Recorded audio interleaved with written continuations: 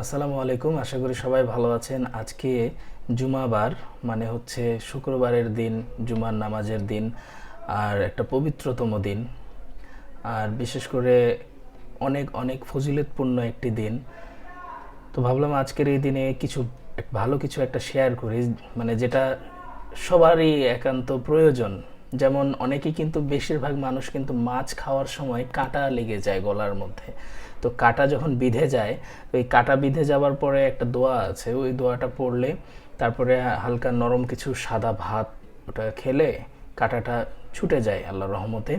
তো সেটা হচ্ছে, আমরা ছোটবেলায় থেকে যখন বাবা মা আমাদেরকে খাওয়াতো, বা নানির খালা সবাই যখন আমাদেরকে খাওয়াতো, তখন হচ্ছে যখন গলায় কিছু বেঁধে যেত, মানে কাটা মাছ জাতীয় যখন খাবার খেতাম মাছ, তখন যখন বেঁধে যেত তখন একটা দোয়া আছে, সেটা পড়তো। সেটা হচ্ছে যে ওই দোয়াটা পড়লে নাকি গলার কাটা ছুটে যায়।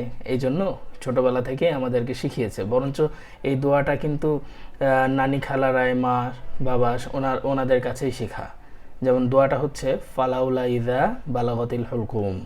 তো ফালাউলা ইদা বালাগতিল হুলকুম, এটা যখন পড়া হয়, যে কয়েকবার পড়ো তখন তোমার গলার কাটা ছুটে যাবে। গলার কাটা যে তোমার বিঁধেছে, লেগেছে, সেটা কিন্তু আর থাকবে না। তো আমরা ছোটোবেলা থেকে এই দোয়াটা শিখে আসছি। তো আশা করি আপনারাও আজকে আমার কাছে শিখে গেলেন। আর এটা সবারই জানা, তারপরেও আপনাদের সাথে শেয়ার করলাম ব্যাপারটা, আমার কাছে অনেকদিন পর মনে পড়লো। আর এখন অবশ্য বড় হয়ে গেছি, এখন আর মাছ গলায় বিধে না। অনেক সময় বিধেও যায় অসতর্কতা বশত।